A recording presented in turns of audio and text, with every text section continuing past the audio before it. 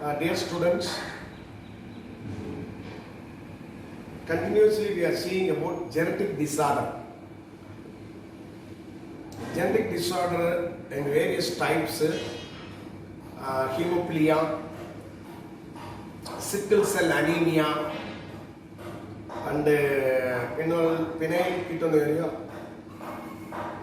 and various color blindness. So these are all the problem occur in our human being based on genetic disorder. So already we are all seeing one by one. So now what we would see in our present situation, thalassemia. It's also one of the genetic disorder. What is the importance of thalassemia? What is its cause? What are all the drawback of this disease? And what will the symptoms? In such a way, we can see one by one. Thalassemia is also one of the disease. It's blood related disease. It comes under autosomal recessive linked blood disease. So two types of problem what is called genetic disorder. One is autosomal disorder or autosomal recessive disorder. Another one is sex linked disorder. Color blindness is sex linked disorder. Phenylketonuria, autosomal recessive disorder. Hemophilia, sex linked genetic disorder. And now we are seeing about the thalassemia is also comes under this autosomal recessive linked blood disease. Students, understand one by one. Don't be confused. So your learning is very much important. So suppose it may confuse means which one is sex linked disorder, which one is autosomal recessive disorder, such a way you can't identify. So learn properly. So thalassemia is autosomal recessive autosomal recessive linked blood disease. It has been transmitted from parents to offspring. It has been transmitted from parents to offspring. Suppose when both the parents are unaffected, they are all carrier to the next offspring. Suppose the gene always be heterozygous. And the autosomal recessive means it's mostly recessive, both genes are recessive in homozygous condition. So, what is the main cause? Really, it has been affected, the normal blood tissues are affected due to the reason of mutation in the chromosome.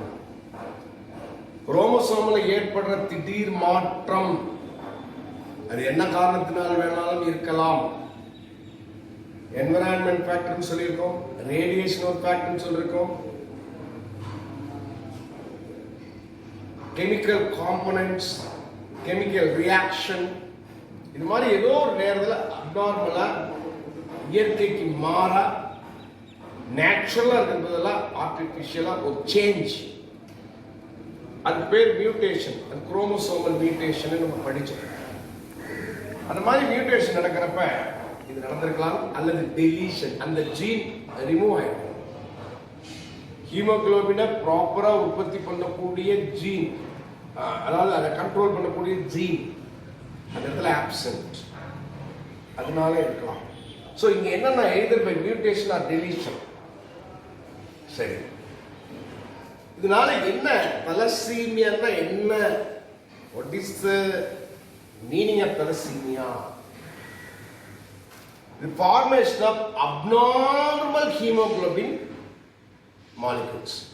அதாவது அளவுக்கு அதிகமா நிறைய ஹீமோகுளோபினை உற்பத்தி பண்ணிக்கிட்டே இருக்கும், control இல்லாம. So அதுவும் drawback.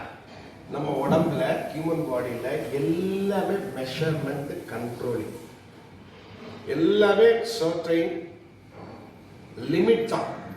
இப்போ பிளட் சுகர் லெவல் எவ்வளோதான் இருக்கும், 80 to 110 அல்லது 120 mg.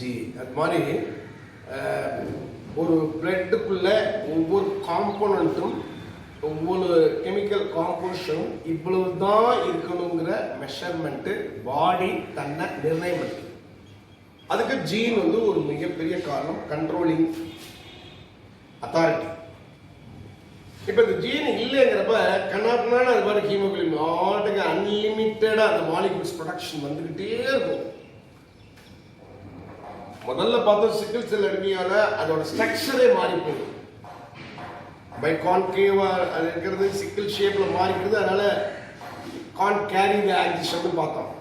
இது வந்து சிக்கிள் அனிமியால இருக்கக்கூடிய ப்ராப்ளம். அதுவும் பிளட்ல இருக்கிற பிளட் ரிலேட்டட் டிசீஸ் தான், ஜெனடிக் டிசார்டர் தான். ஆனா இங்க அளவுக்கு அதிகமான ஹீமோகுளோபின் உற்பத்தி ஆகிறது, formation of over production of abnormal haemoglobin molecules.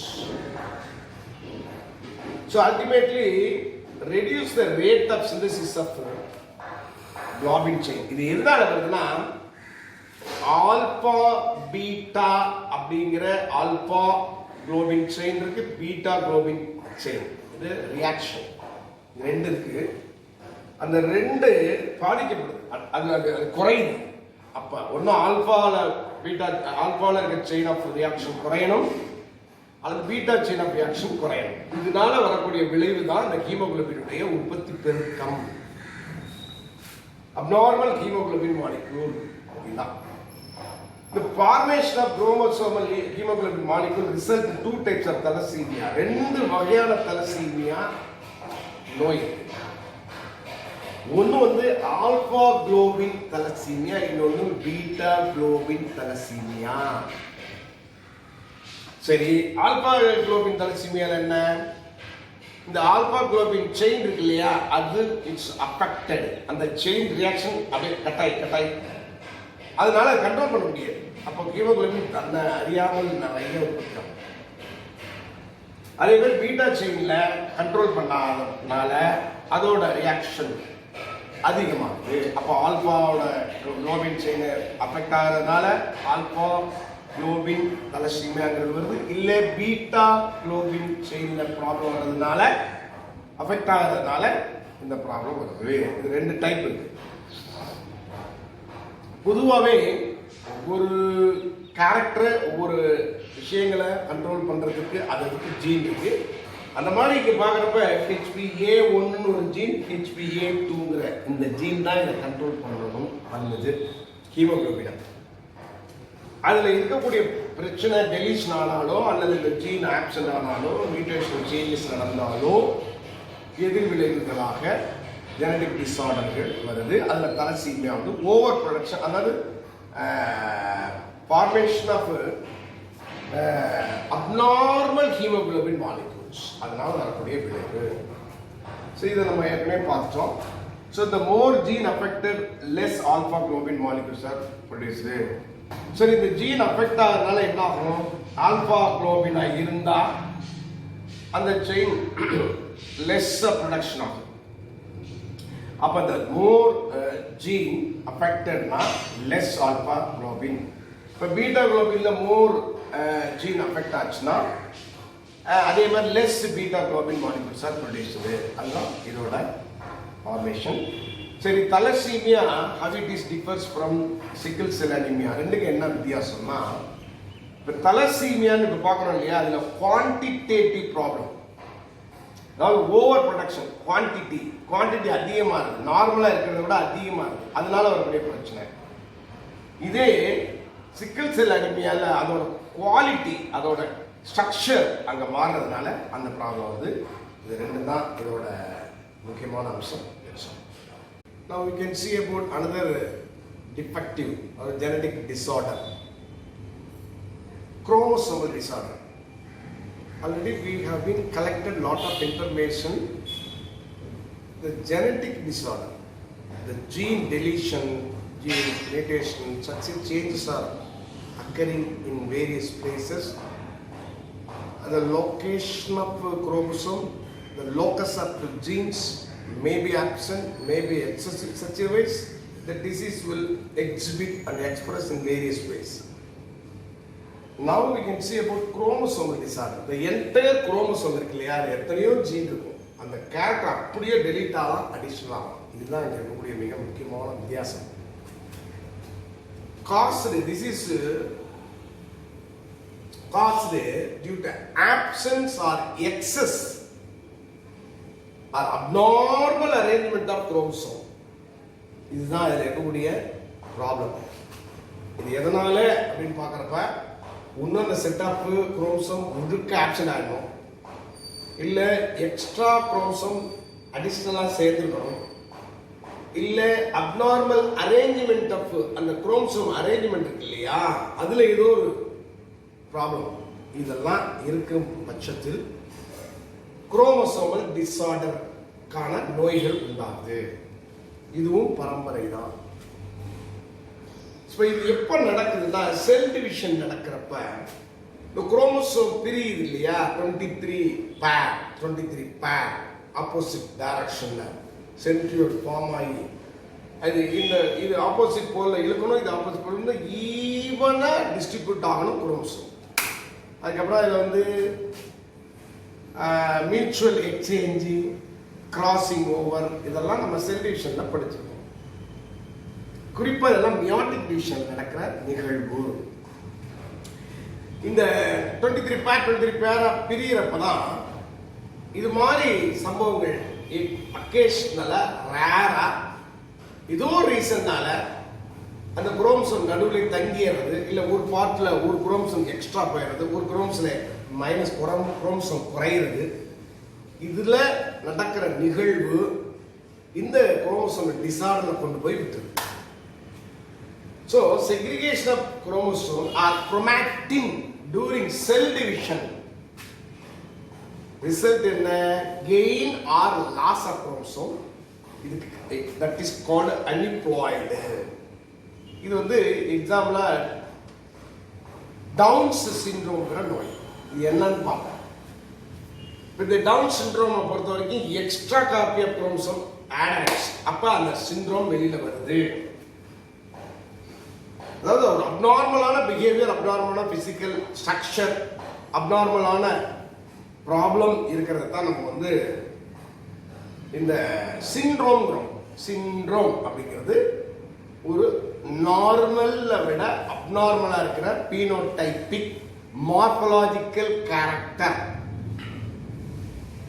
அது உள்ள நிறைய பயாலஜிக்கல் ப்ராப்ளங்களும் உண்டு, மெட்டபாலிக் ஆக்டிவிட்டிஸ்லையும் ப்ராப்ளங்கள் உண்டு. இப்ப இங்க பாக்குறப்ப செல் டிவிஷன் சமயத்துல குரோமாட்டின் பிரியறப்ப, செக்ரிகேட் ஆகிறப்ப பிரச்சனை உருவாகுது. சில சமயம் சைட்டோபிளாசம் டிவைட் ஆகாம சைட்டோகைனசிஸ் ப்ராப்ளம், அங்கே கூட இந்த ப்ராப்பர் சைட்டோகைனசிஸ் நடக்கலைன்னா நம்ம குரோமோசோமும் ஈவனா பிரியணும், cytoplasmic organelles, cytoplasmic exchanges, cytokinesis, it's also very much important.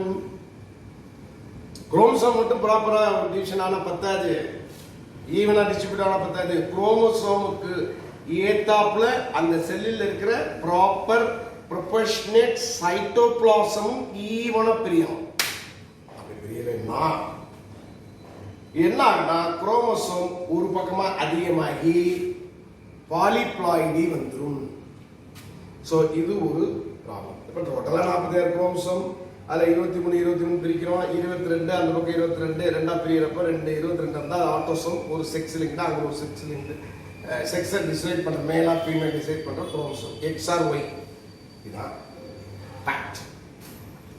இப்போ either an additional copy of chromosome or lack of copy of chromosome, இந்த சிச்சுவேஷன் அதை ட்ரைசோமிங்கலாம் அல்லது மோனோசோமி அப்படின்னு அழைப்பாங்க.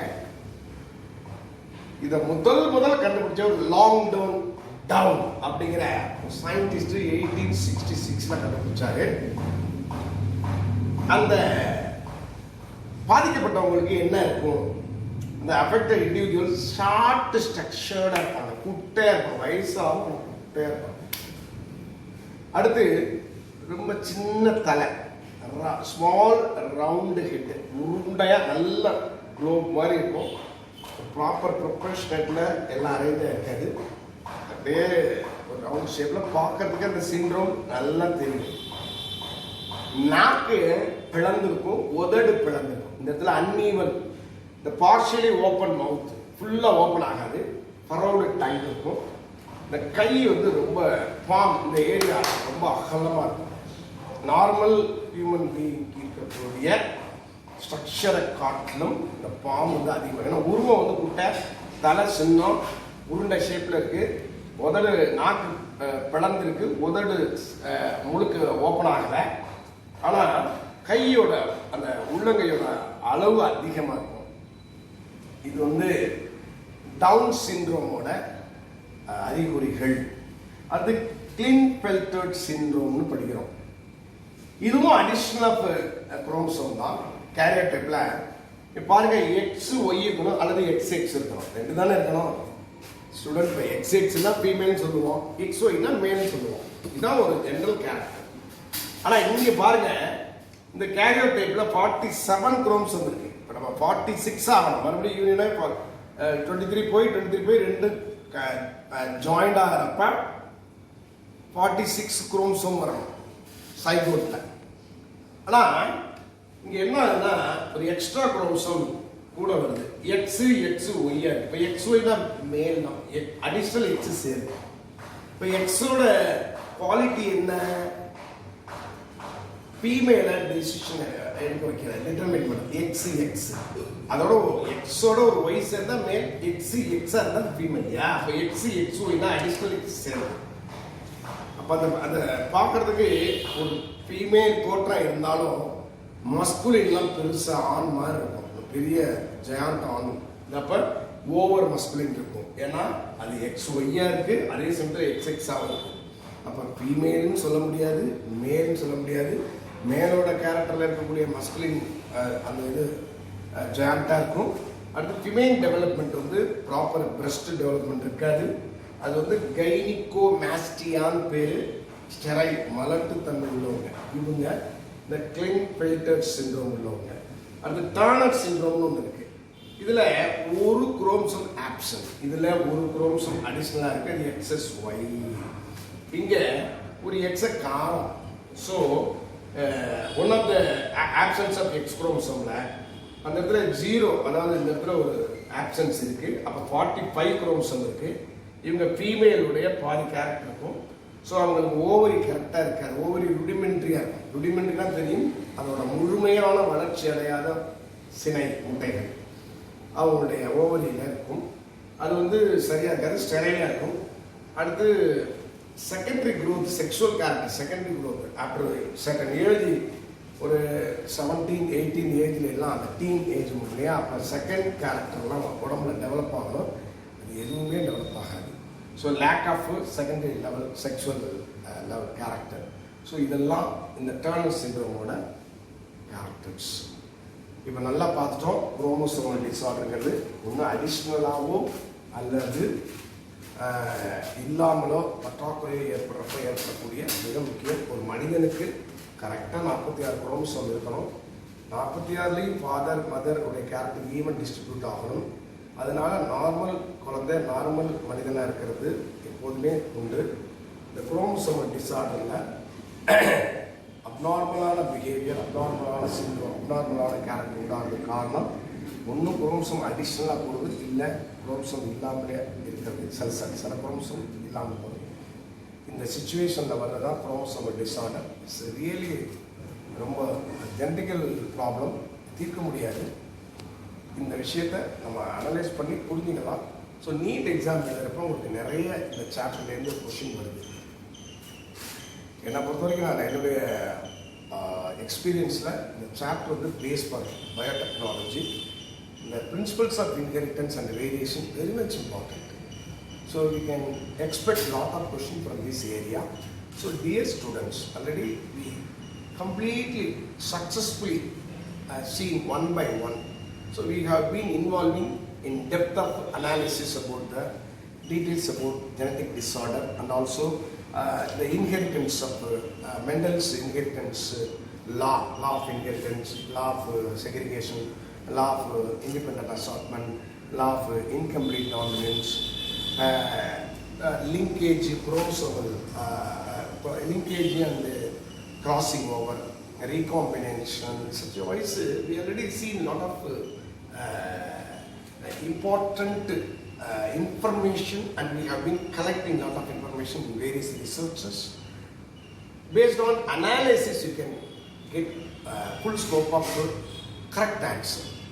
ஸோ நீங்கள் கொஷினை பார்த்துட்டு நீங்கள் ஏற்கனவே நல்லா லேர்ன் பண்ணியிருக்கிறதுனால, அப்சர்வ் பண்ணுறதுனால, அண்டர்ஸ்டாண்ட் பண்ணிக்கிறதுனால, கொஷினோட எங்கேயாவது ஒரு சின்ன ட்விஸ்ட் இருந்தால் கூட அதை நீங்கள் கண்டுபிடிச்சி அனலைஸ் பண்ணி எது ப்ராப்பர் ஆன்சரோ அதை நீங்கள் உங்களால் ஈஸியாக பண்ண முடியும். ஸோ இந்த சாப்டர் பொறுத்த வரைக்கும் நம்ம முழுமையாக முடிச்சிட்டோம், டெப்த்தாக முடிச்சிருக்கோம், டீட்டெயில் நிறைய கலெக்ட் பண்ணியிருக்கோம். இப்போ நம்ம புக்கை பொறுத்த வரைக்கும் பிணையல் கிட்ட இல்லையா அப்படின்னா ஒரு 4 லைன் புக்கில் இருக்குது, 5 லைன்ஸ். ஆனால் நம்ம வந்து ஒரு excessive message is collected from various research. அது கொஞ்சம் ஹை எண்டாக பண்ணியிருக்கோம். ஸோ ஸ்டூடெண்ட்ஸ்க்கு I hope the student can get full pledge of knowledge and they can easily appear for their NEET exam and also CBSE board exam. CBSE போர்டை பொறுத்த வரைக்கும் ஒரு 80% நம்ம நீட்டை கவர் பண்ணிடுறோம், ஒரு 20% தான் remaining. So we can go such a extensive means we can get full mark. So நீட்டுக்கும் CBSE போர்டுக்கும் நம்ம சக்ஸஸ்ஃபுல்லாக பண்ணக்கூடிய இந்த லெவலில் நம்ம இதை முடிச்சிருக்கோம். இன்னொரு விஷயம், அடுத்து நம்ம கொஷின் ஆன்சரிங், அது எப்படி நம்ம ஹவு கேன் வி டெவலப் ஒரு ability to answering in a proper way அப்படிங்கிறத அடுத்து பார்க்க போகிறோம். ஸோ இந்த சாப்டரை பொறுத்த வரைக்கும் ஸோ கொஞ்சம் லென்த்தாக டெப்த்தாக நடத்தியாச்சு. So students carefully read the lesson, carefully watch the video, view the video and collect all information and ready to prepare for your examination. Thank you very much. All the